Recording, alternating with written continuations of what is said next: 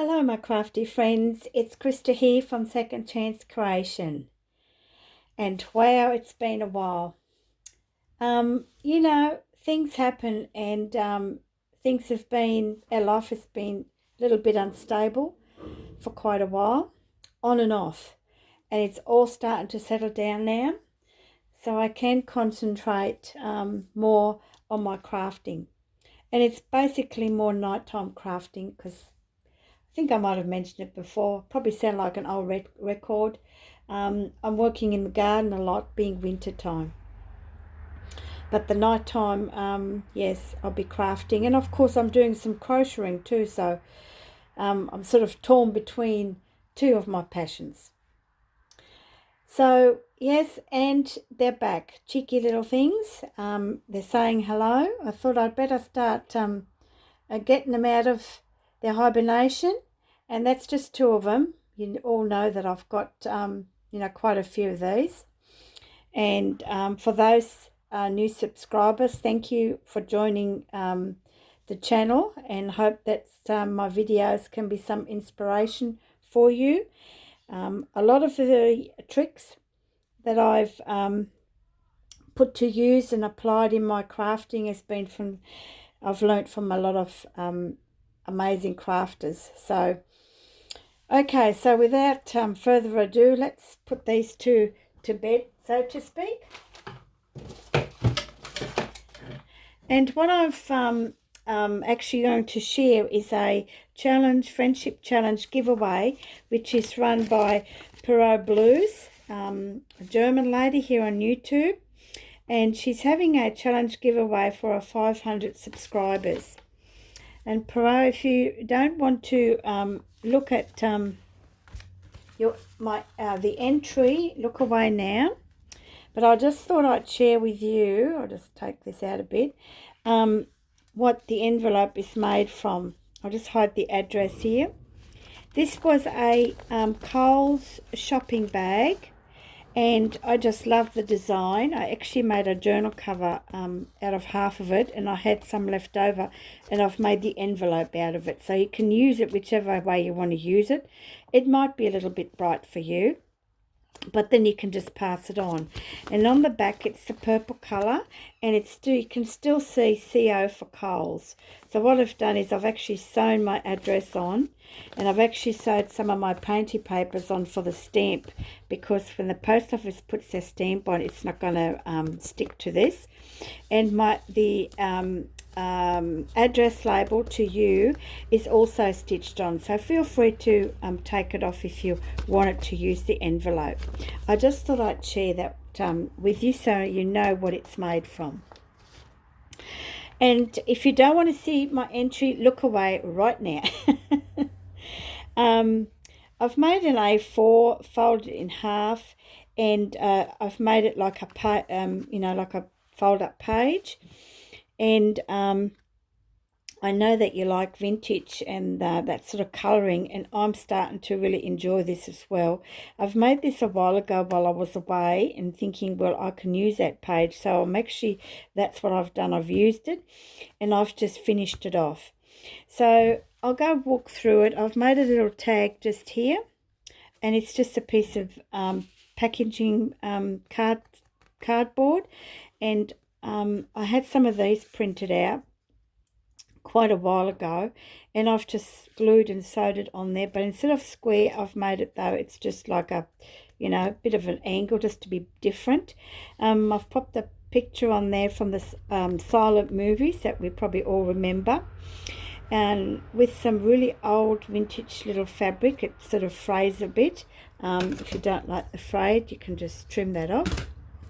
A bit of music paper that I stitched on, pretty crooked, which is really hard for me to do, being a seamstress. And I've made a little film strip. Now this film strip is actually from a spiral notebook, and you know how where the spirals go through those little square bits. Well, I've saved that, and I took the spirals out so that they're not going to be torn, and I collected tiny little photos and actually glued them on the back and just coloured it in to make it look like a film strip. So I'm just going to zoom in a little bit so you can see. probably too close, too close, too close. I'm sorry, I better go back out. There you go. So that's what that is. And then I've just popped something from a dictionary among many things. It was part of a description of a word. So this is, I've decorated the page with quite a bit of collage and papers. Some really old, pretty old brown vintage lace that I coffee dyed quite a while ago, and some little lace trim just on here. And I've done various collages of scrappy bits of paper, book page, graph paper, music, and some more book page there. And then of course I've made another little tag here from a playing card, and I've adhered some napkin that had like a money note from the USA on it. So I've done that on there, and then on the back I just popped on some writing paper and just put on it just a note. So that just goes back in here. And then it's closed up with just this. It's not a paper clip, but I've just added a little braid here, and you swing it around and you can make a note on that or a note on that. I've stitched around it. I decoupaged it with some napkin that I had. And this here, you would never guess, it's a seal. Doesn't it look like a real seal? Well, it's not. It's the top of a champagne bottle. It had this fancy gold thing on the top, and I'm thinking, oh, that looks like a seal. I'm going to use that. So I've had that for ages. So how cool is that? And that just, you know, closes, just keeps it all intact while traveling. Let's open it up. So here I've did some chalk, and then I just rubbed it to make lines to put in, you know, to write some notes on it.